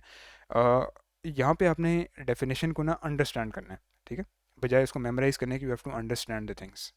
तो क्या लिखा हुआ है जी, एसेट इज़ एनी रिसोर्स और आइटम। इसका क्या मतलब है कि एसेट आइटम भी हो सकती है, राइट। मेरे सामने स्क्रीन पड़ी हुई है, मेरे सामने कैमरा लगा हुआ है, मेरे सामने कंप्यूटर पड़ा हुआ है, मेरे सामने लैपटॉप पड़ा हुआ है, मेरे सामने कीबोर्ड पड़ा हुआ है। ये जो चीज़ें हैं ये एक आइटम है, राइट। हर आइटम एसेट नहीं होता। अगर वो चीज़ मुझे फ्यूचर में इकोनॉमिक बेनिफिट्स प्रोवाइड कर रही है, फ़ायदा पहुंचा रही है, तभी मैं उसको असासा कहूँगा। एसेट्स का उर्दू में क्या मतलब है, असासा। ठीक है, तो रिसोर्स भी हो सकता है, आइटम भी हो सकती है। रिसोर्स ऐसे हो सकता है कि लेट से मेरे पास लाइसेंस है, राइट। मैंने किसी नई कंट्री में जाके बिज़नेस खोलना है, उसके लिए मुझे लाइसेंस लेना पड़ेगा, राइट। मैं ऐसे ही मुंह उठा के नहीं वहाँ पे जा सकता बिज़नेस करने, क्योंकि वो चीज़ इलीगल होगी, राइट। मुझे वीज़ा चाहिए होगा, लाइसेंस चाहिए होगा। तो ये लाइसेंस आपको फिजिकली नहीं मिलता, ये सिर्फ एक इमेजिनरी चीज़ होती है, इनटैंजिबल चीज़ होती है। आप लाइसेंस को हाथ नहीं लगा सकते, राइट। इसी तरह आपको बैंकिंग सर्विस दी जा रही है, इसको आप हाथ नहीं लगा सकते, इनटैंजिबल चीज़ होती है। ठीक है, तो कोई रिसोर्स भी हो सकता है, कोई सॉफ्टवेयर आप यूज़ करें, राइट। जैसे मैं जूम यूज़ कर रहा हूँ आप लोगों को टीच करने के लिए, या फिर मैं कोई ऐसा पेड सॉफ्टवेयर यूज़ कर रहा हूँ जो मुझे अर्निंग में हेल्प कर रहा है, right, which is the main software for my business, right. तो वो चीज़ मेरी क्या होगी, रिसोर्स होगा, राइट। और डेफिनेटली वो आइटम अगर एक्सपेंसिव होगी तो डेफिनेटली मेरा एसेट है, that is owned and control by the entity. ठीक है, नॉर्मली देखें एसेट्स में क्या आता है, अभी हम एग्जांपल डिस्कस करेंगे। बिल्डिंग्स आ सकती हैं, गाड़ियाँ आ सकती हैं, राइट। टेबल आ सकता है, फर्नीचर आ सकता है, विंडोज़ आ सकती हैं, घर आ सकते हैं, पार्किंग लॉट्स आ सकते हैं, प्लाजाज आ सकते हैं, ब्रिजेस आ सकते हैं। ये सारी चीज़ें एसेट्स हैं, ठीक है। तो ओनरशिप और कंट्रोलेबिलिटी, ये दोनों चीज़ें जो हैं ये बिजनेस के पास होनी चाहिए, राइट। यानी हम यहाँ पे कंपनी की बात कर रहे हैं फिलहाल, हम इंडिविजुअल की तो कोई बात नहीं कर रहे। इंडिविजुअल भी इनफैक्ट कंपनी चलाते हैं, राइट। तो ओनरशिप और कंट्रोलेबिलिटी, ओनरशिप का ये मतलब है कि अगर मेरा वो चीज़ एसेट है, अगर मेरी गाड़ी है, तो मैं उसको फुली ओन्ड करूँगा, तब वो मेरा एसेट कहलाएगी, राइट। अगर मैं किसी थर्ड कंट्री में जाके, लेट से मैं कहीं वेकेशन पे गया किसी कंट्री में, कहीं UK, USA, Canada, Malaysia, Thailand, कहीं भी जाके मैंने गाड़ी रेंट की, राइट, 10 दिन के लिए, 1 साल के लिए, या फिर 6 महीने के लिए। कुछ लोग लॉन्ग टर्म रेंटल्स भी करते हैं जिसको हम लीज़ का नाम देते हैं, राइट। तो किसी एयरलाइन ने अगर जहाज़ लीज़ किया हुआ है, या फिर मैंने कोई गाड़ी लीज़ की हुई है, बैंक लीज़ की हुई है, बैंक फाइनेंसिंग, आप अक्सर लोगों ने गाड़ियाँ करवाई होती हैं बैंक फाइनेंसिंग पे। तो बैंक लीज़ का हरगिज़ ये मतलब नहीं कि गाड़ी आपके नाम पे है, गाड़ी बैंक के नाम पे होती है। जब आप उसकी किस्तें पूरी कर देते हैं तो आपको एंड में ऑप्शन दी जाती है कि आप वो गाड़ी ख़रीद लें, ओके। तो ये मतलब है ओनरशिप का, राइट। तो जब भी एक लीज़ होती है, लीज़ की खैर हम अकाउंटिंग आगे F7 लेवल पे आप लोग पढ़ेंगे, F3 F2 में नहीं है। ओनरशिप नंबर वन कंपनी के पास होनी चाहिए। और कंट्रोलेबिलिटी, कंट्रोलेबिलिटी का मतलब है कि company should be able to fully control it, right. मेरे पास एक कैमरा है, मेरे पास एक कंप्यूटर सिस्टम है, ये मेरा एसेट क्यों है, बिकॉज मैं इसको फुली कंट्रोल कर सकता हूँ। एक कंपनी की बात करें, कंपनी के पास मशीन है, इक्विपमेंट है, वो उसका एसेट क्यों कहला सकती है, बिकॉज उसको वो फुली कंट्रोल कर सकते हैं। अगर कंट्रोल पे कोई लिमिटेशंस हैं, कोई कैवियट्स लगे हुए हैं, राइट। जैसे कि मैं फॉर एग्जांपल एक चीज़ को सिर्फ 6 मंथ्स यूज़ कर सकता हूँ, या एक मशीन है जो मैंने लेट से लीज़ पे ली है। तो अगर आपने लीज़ पे कोई चीज़ ली है तो पहली बात तो क्लियर होगी, आपका एसेट नहीं है, राइट, क्योंकि किसी और के नाम पे होगा, आप उसके सिर्फ मंथली रेंटल्स पे कर रहे हैं, ठीक है। तो ये एग्जांपल्स मैं सिर्फ इसलिए दे रहा हूँ ताकि चीज़ों को एक्सप्लेन हम कर पाएँ। हो सकता है आपने ये डेफिनेशन पहले, अगर आपने FA1 कहीं और से पढ़ा हुआ है, हो सकता है ये डेफिनेशन आपने इतनी डिटेल में पहले ना पढ़ी हो, ठीक है। तो इसको कवर करना काफ़ी इंपॉर्टेंट है। तो मैं कह ये रहा था कि आपने अगर किसी चीज़ को कंट्रोल करना है, लेट से अगर आप कोई मशीन लेते हैं और वो आपका एसेट अगर है भी कहने को, लेकिन अगर उस पर कोई लिमिटेशन लगी कि आप उस मशीन को सिर्फ सुबह 6 से शाम 6 तक यूज़ कर सकते हैं, ठीक है। रात से 6 से सुबह 6 तक, 6 PM to 6 AM यूज़ नहीं कर सकते, 6 AM to 6 PM यूज़ कर सकते हैं, यानी दिन दिन में। तो उस केस में that means it's not your asset, क्योंकि आपकी कंट्रोलेबिलिटी पे एक कैवियट लग गया, एक लिमिटेशन लग गई है। तो डेफिनेटली वो एक क्लॉ बैक के अंदर काउंट होगा, ठीक है। आई होप आप बात को समझ रहे हैं। अच्छा, एसेट हर वो चीज़ होती है जो कि फ्यूचर में आपको इकोनॉमिक बेनिफिट जनरेट करके देगी, ठीक है। अगर कोई चीज़ आपको इकोनॉमिक बेनिफिट जनरेट करके नहीं दे रही तो आपका एसेट नहीं कहलाएगा, वो एक नुकसान देने वाली मशीन कहलाएगी, ठीक है, एक तरह से। तो इकोनॉमिक बेनिफिट्स का क्या मतलब होता है, इकोनॉमिक बेनिफिट्स का सिंपल मतलब ये है, कोई भी चीज़ जो आपको पैसे कमा के दे, ठीक है, मनी और प्रॉफिट। तो प्रॉफिट, मनी, मुनाफा, ये सारी चीज़ें जो हैं ये इकोनॉमिक बेनिफिट्स की एग्जांपल होती हैं, ठीक है। हर एसेट की एक यूज़फुल लाइफ होती है, लेकिन वो उस एसेट की होती है जो कि नॉन करंट एसेट होता है। ठीक है, अभी हम देखते हैं थोड़ी देर में, ये हम डिस्कस करेंगे कि current assets non current assets क्या क्या चीज़ें होती हैं। बट नॉर्मली हर एसेट की एक यूज़फुल लाइफ होती है। अगर मैं टैबलेट यूज़ कर रहा हूँ, ये पेन यूज़ कर रहा हूँ टीच करने के लिए, ये एसेट है। लेट से अगर ये एक्सपेंसिव होता तो ये एसेट होता। लेट से टैबलेट एक्सपेंसिव होता है, राइट, आईपैड एक्सपेंसिव होता है, वो मेरा एसेट है क्योंकि it's helping me to teach you guys, right, it's helping me to do my business, right. तो इस केस में इसकी एक यूज़फुल लाइफ होगी। मैं इसको 5 साल से ज़्यादा, 6 साल से ज़्यादा नहीं चला सकता, राइट। कुछ लोग 10-10 साल, 15-15 साल भी चीज़ चलाते हैं। एक गाड़ी है, उसकी मैक्सिमम लाइफ मतलब मैक्स 10 to 15 ईयर्स है, इससे ज़्यादा नहीं है, राइट। ऑब्वियसली कुछ लोग हैं जो 20-25 साल के लिए भी चलाते हैं, लेकिन हर चीज़ की एक यूज़फुल लाइफ होती है।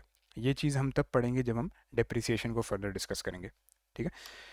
तो एनीवेज, एसिड्स के अंदर हमारे पास दो फर्दर आइटम्स आ जाती हैं, नंबर 1 एंड नंबर 2, ठीक है। एक सेकेंड।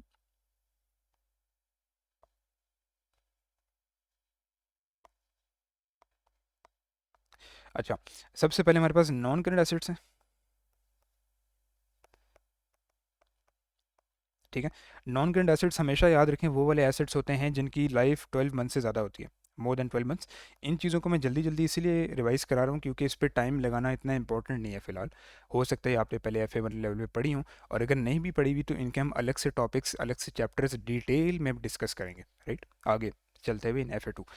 तो नॉन करंट एसेट्स वो होते हैं जिनकी लाइफ मोर देन 12 मंथ्स होती है। इसमें कुछ एग्जाम्पल्स हम देख लें। बिल्डिंग्स आ जाती हैं, ठीक है। स्ट्रक्चर्स आ सकते हैं, ठीक है। गाड़ियाँ आ सकती हैं, वैन आ सकती है, मशीन आ सकती है, राइट। इक्विपमेंट आ सकता है, ओके। ये सारी चीज़ें आपकी नॉन करंट एसेट्स की एग्जांपल हैं, ठीक है। Furniture, tablet, technology, laptop, computers, ये सारी चीज़ें इसके अंदर आ सकती हैं। इसके अलावा करंट एसेट्स, करंट एसेट्स वो वाली चीज़ें होती हैं जिनकी लाइफ लेस दैन 12 मंथ्स होती है, याद रखें, ठीक है। Non current assets are more than 12 months, current assets are less than 12 months, ठीक है। यानी जो चीज़ें 12 मंथ से कम चलेंगी या विद इन 1 ईयर फ्लक्चुएट हो सकती हैं, ओके। तो इसके अंदर क्या एग्जांपल आ सकती हैं। सबसे पहले वी कैन से, मैं अकाउंटिंग नॉलेज यहाँ पे यूज़ करूँगा। अगर आपने FA1 में पहले नहीं पढ़ी हुई तो अभी हम थोड़ी देर में इसको एक्सप्लेन करेंगे, डिस्कस करेंगे। तो डोंट वरी, अगर आपको चीज़ें समझ नहीं भी आई तो थोड़ी देर में समझ आ जाएंगी। करंट एसेट्स में एक रिसीवेबल नामी चीज़ आ जाती है। रिसीवेबल हो सकता है आपने FA1 लेवल पे पढ़ा हो, आई एम नॉट श्योर। कुछ ट्यूटर इसको कवर कराते हैं, कुछ नहीं कराते। मैं जो हूँ वो तो कवर कराता हूँ। अगर आपने FA1 मेरे से पढ़ा हुआ है तो डेफिनेटली आपने इसको कवर किया होगा। रिसीवेबल क्या होता है? जब भी आप उधार पे सेल करते हैं तो आप ट्रांजैक्शन एंट्री क्या बनाते हैं? Double entry, debit receivable, credit sales, ठीक है। इसी तरह रिसीवेबल का उलट होता है payables. Payable is a current liability, ठीक है। तो पेबल्स में क्या होता है कि जब आप उधार पे परचेज करते हैं, ठीक है, तो दैट मीन्स आपकी लाइबिलिटी होती है, राइट। आपने किसी सप्लायर को पैसे देने हैं तो वो पेबल है। अगर आपने किसी से पैसे लेने हैं, आप उसका वेट कर रहे हैं, वो आपका रिसीवेबल है, ठीक है। रिसीवेबल क्या होता है? करंट एसेट होता है। करंट एसेट क्यों होता है? बिकॉज आप किसी से इकोनॉमिक बेनिफिट रिसीव करने का वेट कर रहे हैं, ओके। अच्छा, रिसीवेबल के अलावा 3-4 एग्जांपल्स इसमें आते हैं, ज़्यादा नहीं आती। इन्वेंट्री इसमें आ जाती है। इन्वेंट्री का टॉपिक हम डिस्कस करेंगे FA2 में, ये आपके FA1 में नहीं था पहले, ओके। इन्वेंट्री क्या होता है? आपका स्टॉक, क्लोजिंग स्टॉक, जो आपने गोदाम में रखा होता है, आपका जो स्टॉक होता है। स्टॉक होगा तो आप कस्टमर्स को सेल करेंगे, स्टॉक नहीं होगा तो आपके कस्टमर्स नाखुश होंगे और ऑब्वियसली आपसे परचेज करना छोड़ देंगे, ठीक है। इसके अलावा कैश और बैंक बैलेंस भी इसमें आ जाते हैं। जो कैश और बैंक बैलेंस होता है, अब देखें ये सारी चीज़ें करंट एसेट्स क्यों हैं? रिसीवेबल्स, इन्वेंट्री, कैश, बैंक, ये 1 साल से ज़्यादा क्यों नहीं लास्ट करती? बिकॉज ऑब्वियसली आप देखें रिसीवेबल्स कौन है? आपके कस्टमर्स, राइट, जिनसे आप उधार पे उनको सेल कर रहे हैं। तो जो भी आपका कस्टमर है, कोई ऐसा कस्टमर नहीं होता जो साल बाद पे करे। इतने अच्छे डेफिनेटली आप नहीं हो सकते बिजनेस में कि आप कस्टमर को साल का टाइम दे दें पे करने के लिए। आप उसको 100 रुपये की चीज़ बेचें और 100 रुपये आपको 1 साल बाद है, ऐसा पॉसिबल नहीं है। इन्वेंट्री, स्टॉक, अगर आपने आज स्टॉक लिया 10,000 रुपये का, तो मैक्स, अगर आपका नया बिजनेस भी है ना, तो 10-15 दिन में, मैक्स महीने में आपका स्टॉक बिक जाएगा। आपने अगर अपनी दुकान में स्टॉक लगाया शेल्फ्स पे, तो मैक्स 1-2 महीने के अंदर वो बिक जाएगा। ऐसा नहीं हो सकता कि वो साला साल पड़ा रहे, क्योंकि इतनी तो चीज़ों की एक्सपायरी भी नहीं होती, ठीक है। फिर है cash and bank. Cash and bank क्या मतलब? कि आपका कैश बैलेंस, बैंक बैलेंस जो कंपनी का होता है, वो भी फ्लक्चुएट करता है, राइट। कभी भी ऐसे कंपनी का कैश बैंक बैलेंस नहीं हो सकता जो साल साल तक सेम रहे, राइट। इवन जो बड़े बिजनेसेस होते हैं उसमें तो हर सेकंड हर मिनट कोई नई परचेज कोई नई सेल हो रही होती है, तो ऑब्वियसली वो स्टेगनेंट नहीं रह सकता, कांस्टेंट नहीं रह सकता, इट नीड्स टू चेंज। ठीक है, तो जो भी चीज़ फ्लक्चुएट करती है, लेकिन है ये एसिड ही, ठीक है, इसका ये मतलब नहीं कि एसिड नहीं है ये एसिड ही। जो भी चीज़ फ्लक्चुएट करती है डेफिनेटली उसको हम करंट एसिड का नाम देते हैं। जो नॉन करंट एसेट्स होते हैं, building, structure, car, van, machine, equipment, ये आप हर 5 10 15 साल बाद ले सकते हैं। ऐसा नहीं हो सकता कि आप रोज़ एक नया घर परचेज़ करें। आपने 3 करोड़ का घर आज ले लिया, कल आपने 10 करोड़ का घर ले लिया। हाँ, वो इस सिचुएशन में हो सकता है कि अगर आपका घरों का बिजनेस है, अगर आप रियल एस्टेट एजेंट हैं, या फिर अगर आप इसका काम करते हैं, अगर आपका बिजनेस ही है, तो फिर ये आपका नॉन करंट एसेट्स नहीं होगा, फिर ये आपका इन्वेंट्री होगा। इन्वेंट्री का मतलब मेरा स्टॉक होगा। अगर मेरा काम फर्नीचर बेचना है, तो अगर मैं रोज़ फर्नीचर ले रहा हूँ और कस्टमर को सेल कर रहा हूँ, तो दैट मीन्स वो फर्नीचर मेरा नहीं है, वो मैं दुकान पे शो कर रहा हूँ, राइट। कस्टमर आएगा, पसंद करेगा, उसको ले जाएगा। ओके, तो ये फ़र्क है non current and current assets में। I hope it's clear. अच्छा, अब ज़रा जल्दी से एक्सपेंसेस पे एक नज़र डाल लें। ठीक है, एक्सपेंसेस। एक्सपेंसेस में क्या होता है जी? एक्सपेंसेस बेसिकली खर्चे को कहते हैं, ये आप सबको पता होगा, this is nothing new. Expenses आप खर्चे को कहते हैं, राइट। खर्चा होता है दो टाइप का। खर्चा होता है दो टाइप का फाइनेंशियल अकाउंटिंग के अंदर, जिसको हम रेवेन्यू एक्सपेंस और कैपिटल एक्सपेंस का नाम देते हैं। ठीक है, तो एक्सपेंसेस की इटसेल्फ तो कोई यहाँ पे डेफिनेशन नहीं है, अलबत्ता इसमें दो चीज़ें आ जाती हैं। नंबर वन, रेवेन्यू एक्सपेंस, ठीक है, और सेकंड कैपिटल एक्सपेंस अभी हम डिस्कस करते हैं थोड़ी देर में। देखिए, रेवेन्यू एक्सपेंस वो खर्चा होता है, ये आपने FA1 लेवल पे हो सकता है चीज़ें पढ़ी हो पहले से। रेवेन्यू एक्सपेंस वो एक्सपेंस होता है जो कि शॉर्ट टर्म के लिए होता है, राइट। रिपेयर नेचर एक्सपेंस, बार बार होने वाला एक्सपेंस, रिपीटेडली होने वाला एक्सपेंस, रिपीटेड नेचर वाला, ठीक है।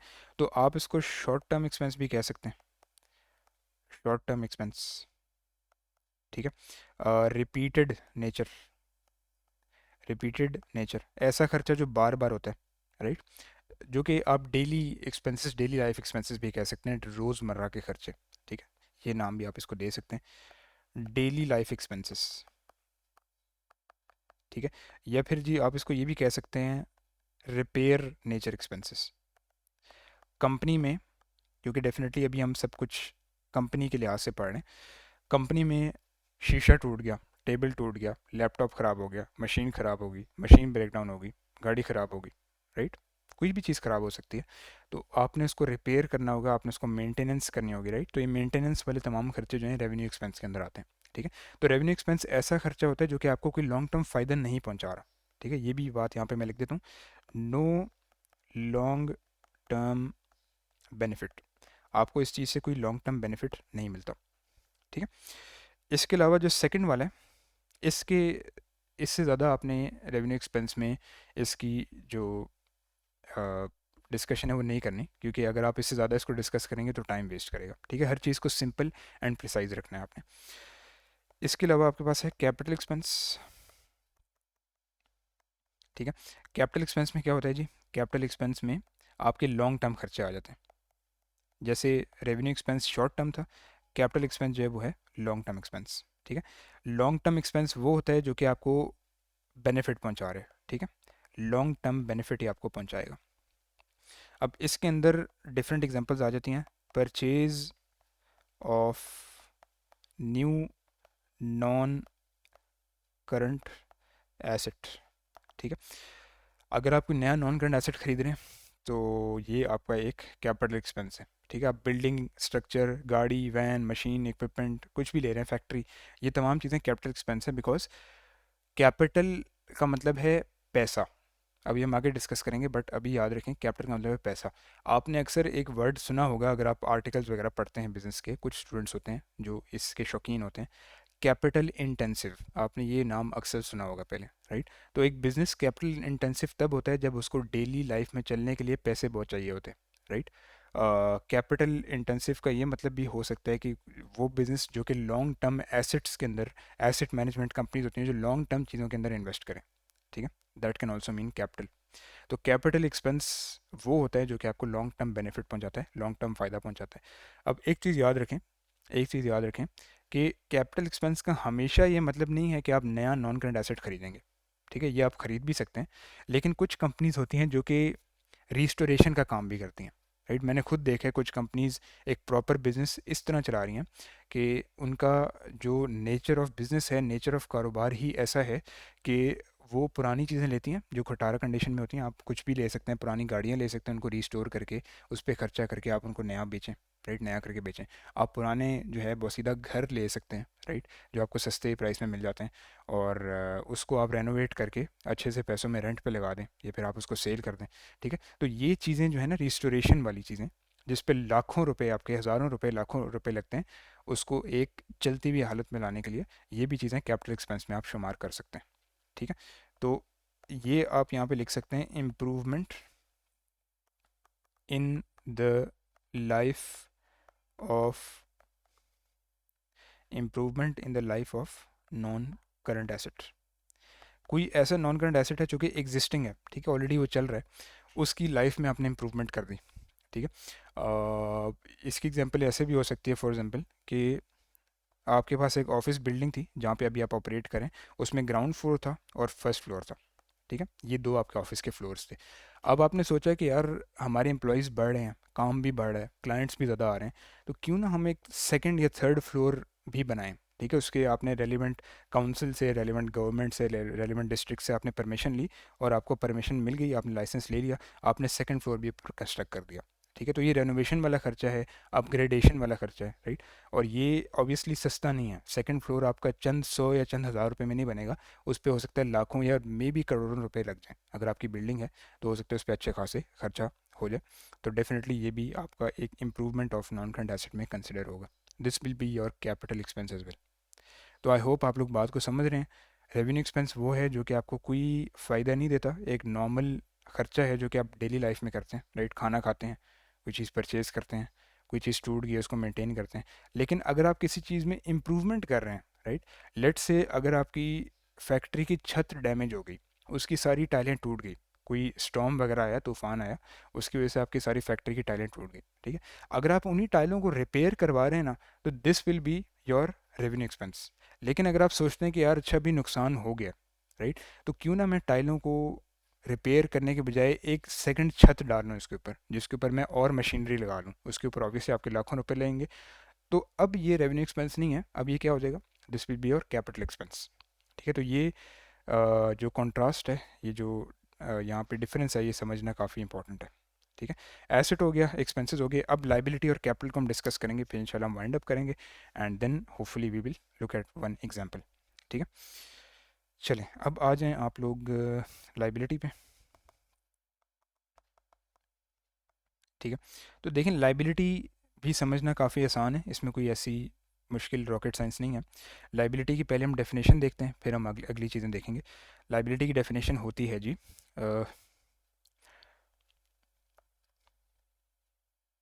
अ present obligation, a present obligation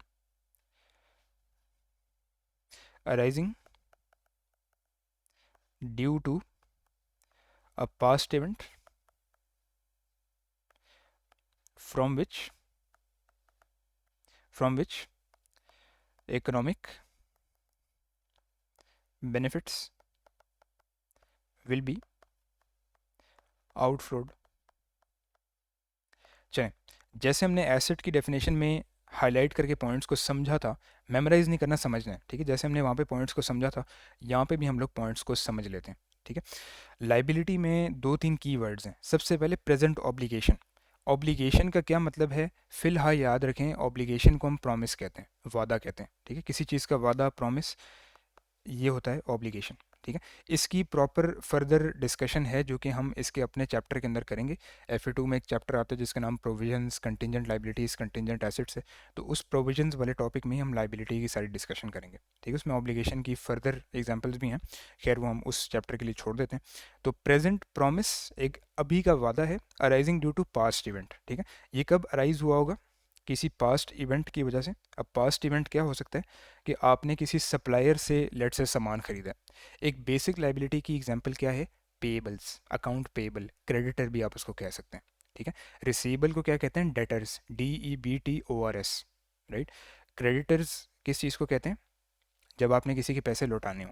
right. तो अगर आपने किसी सप्लायर से उधार पे परचेज़ की है और अब आपने उस सप्लायर को पैसे देने हैं, और अब वो आप पैसे कब देंगे उसको, डिफरेंट टाइम आपको मिल सकता है, 30 days 40 days, business to business depend करता है। तो इस केस में जब भी आपने सप्लायर को पैसे देने हैं, जब तक आप पैसे उसको दे नहीं देते, आपकी बुक्स में ये एज अ लाइबिलिटी रिकॉर्ड हुआ होगा। ठीक है।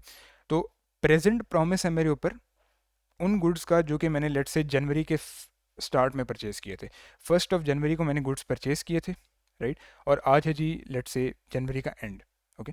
तो उस सिचुएशन में लेट से अगर मैं इसको फरवरी या मार्च में पेमेंट कर रहा हूँ, तो जब तक मैं इसको पेमेंट कर नहीं देता, वो मेरी लाइबिलिटी ही बुक्स में रिकॉर्ड हुई रहेगी, क्योंकि जब तक मैं इसको पेमेंट नहीं करता, मेरे माइंड में कॉन्स्टेंट रिमाइंडर आएगा इस ऑब्लिगेशन का, कि मेरे ऊपर एक उसके पैसे लौटाने की अमानत है, राइट। मैंने उसकी अमानत जो है लौटानी है। तो दैट इज़ वाई ये चीज़ एक प्रेजेंट ऑब्लिगेशन कंसिडर होगी। और ऑब्वियसली इससे होता क्या है, from which economic benefits will be outflowed. ठीक है। इकोनॉमिक बेनिफिट्स का क्या मतलब होता है, ऊपर हम डिस्कस कर चुके हैं। मनी, प्रॉफिट, मुनाफा। ठीक है। आपके पैसे जिस वजह से आउटफ्लो होंगे, उसको हम इकोनॉमिक बेनिफिट्स कहते हैं।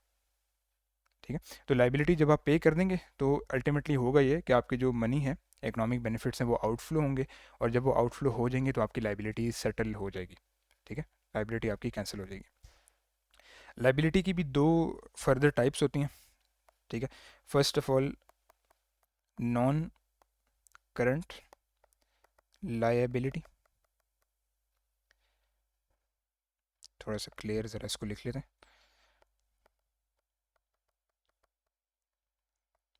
ठीक है, नॉन करंट लाइबिलिटी। और सेकंड हमारे पास क्या है, करंट लाइबिलिटी। ओके। तो नॉन करंट लाइबिलिटी में क्या होता है, ऑब्वियसली अब ऊपर आपने पढ़ा है कि नॉन करंट का मतलब होता है जो कि 12 मंथ से ज़्यादा होता है, ग्रेटर देन 12 मंथ्स। ठीक है। और करंट वो होता है जो कि लेस देन 12 मंथ्स होता है। ओके। तो नॉन करंट लाइबिलिटी में एक ही एग्जांपल आती है, लॉन्ग टर्म बैंक लोन। ठीक है। अगर आप बैंक से लोन लेते हैं या किसी भी इदारे से लोन लेते हैं जो कि लॉन्ग टर्म है, राइट। लॉन्ग टर्म का ये मतलब है कि 5 साल का, 10 साल का, 1 साल से ज़्यादा लोन है, इवन 2 साल का भी है, 1.5 साल का भी है, 13 महीने का भी लोन है, तो उस केस में आप क्या करेंगे, उसको नॉन करंट लाइबिलिटी में क्लासीफाई करेंगे। लेकिन अगर लोन 12 महीने या 12 महीने से कम है, राइट, तो वो चीज़ करंट लाइबिलिटी के अंदर क्लासीफाई होगी। ठीक है। तो नॉन करंट में सिर्फ ये एग्जांपल है। करंट लाइबिलिटी क्योंकि लेस देन 12 मंथ्स होती हैं, तो इसमें नॉर्मली अकाउंटिंग के अंदर हम लोग 3 4 एग्जांपल्स देख सकते हैं। सबसे पहली एग्जांपल क्या है, पेबल। ठीक है। पेबल का क्या मतलब है, जो रिसीवेबल ऊपर हमने पढ़ा था करंट एसेट में, उसका ऑपोजिट। पेबल का मतलब आपने किसी को पैसे लौटाने हैं। रिसीवेबल आपका करंट एसेट था, क्यों, बिकॉज आप किसी के इकोनॉमिक बेनिफिट के मिलने का इंतजार करें, वो आपको प्रोवाइड होगा। यहाँ पे लाइबिलिटी में क्या हो रहा है, इकोनॉमिक बेनिफिट आपका आउटफ्लो हो रहा है। ओके। तो करंट लाइबिलिटी में पेबल्स क्लासीफाई इसीलिए होता है बिकॉज एक तो ये फ्लक्चुएट करता है, राइट। हर महीने, हर दिन, हर हफ्ते फ्लक्चुएट कर सकता है। आप आज सप्लायर से सामान लेंगे, कुछ अरसे बाद आप उसको पे कर देंगे। कोई ऐसी सिचुएशन नहीं आएगी कि आपने आज सप्लायर से सामान लिया और अब आप उसको अगले साल पे कर रहे हैं, राइट। ऐसा नहीं हो सकता।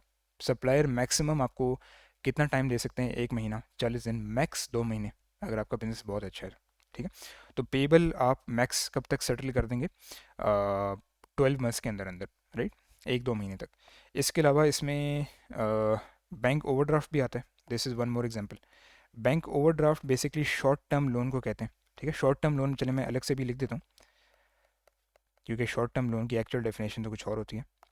बैंक ओवरड्राफ्ट आप बेस्ट एग्जांपल इसकी ऐसे समझ सकते हैं कि जैसे कोई क्रेडिट कार्ड है, राइट। अगर आप किसी स्टूडेंट ने भी क्रेडिट कार्ड अपनी ज़िंदगी में यूज़ किया हुआ है, तो this will B one example of bank overdraft.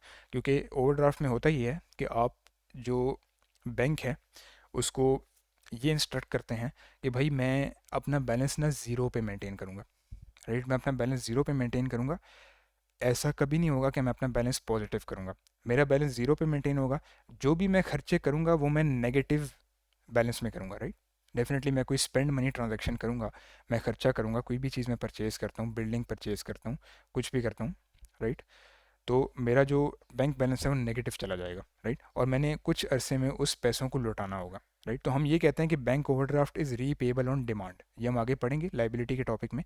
Bank overdraft is payable on demand. On demand का ये मतलब होता है कि आप बैंक जब भी बैंक आपको बोलेगा कि आपने पैसे वापस करने हैं, फिर आपको सोचने का टाइम नहीं दिया जाएगा, आपने पैसे उसी वक्त बैंक को लौटाने होंगे। ये एक नुकसान है बैंक ओवरड्राफ्ट का। लॉन्ग टर्म लोन में तो ये है ना कि आपने हर महीने इंटरेस्ट पेमेंट्स करनी है। आपने जो प्रिंसिपल अमाउंट है, लेट से 5 साल का लोन है, तो 5 साल बाद ही आपने पे करना है।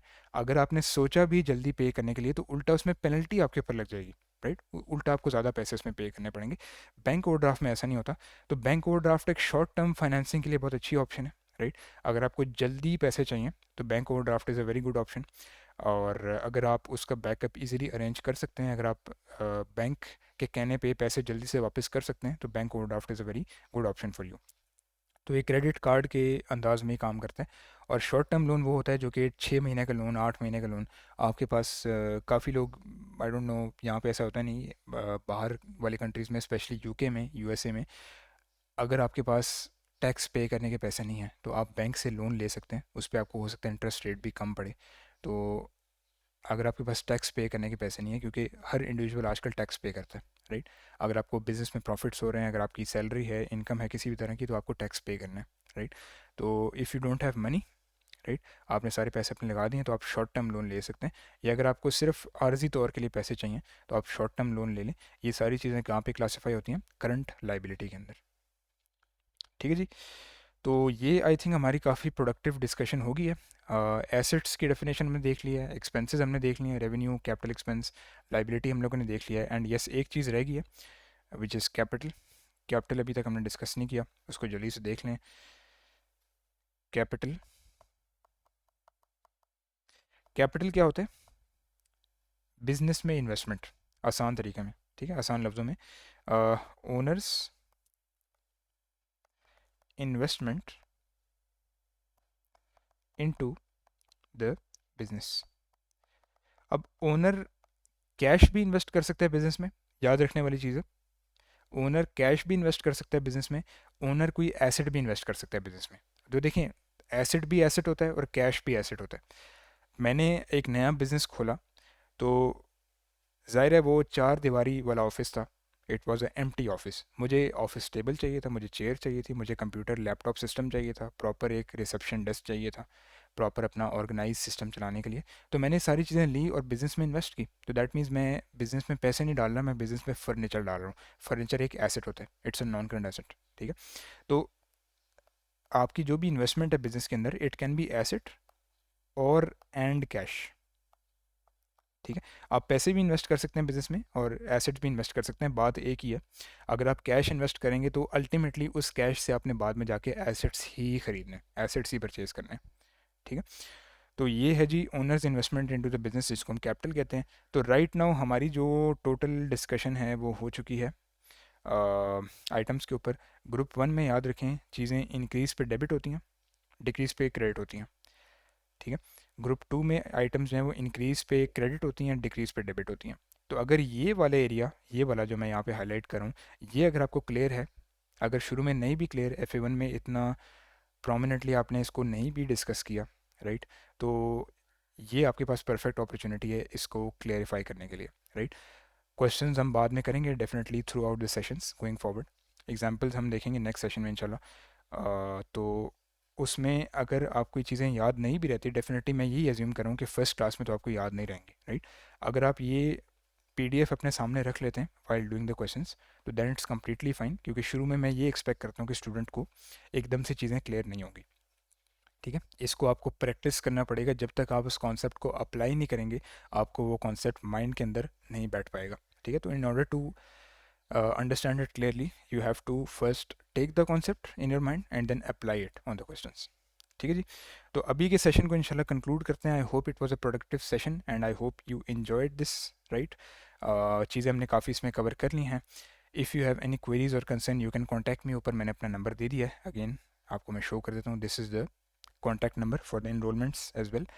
तो we will continue in the next session with some further items. Accounting concept हम डिस्कस करेंगे, टाइप्स ऑफ बिजनेस डॉक्यूमेंटेशन हम डिस्कस करेंगे, अकाउंटिंग इक्वेशन की एक बहुत इंपॉर्टेंट डिस्कशन है वो हम करेंगे, and we will start with the exam के discussion along with the example. ठीक है जी, थैंक यू।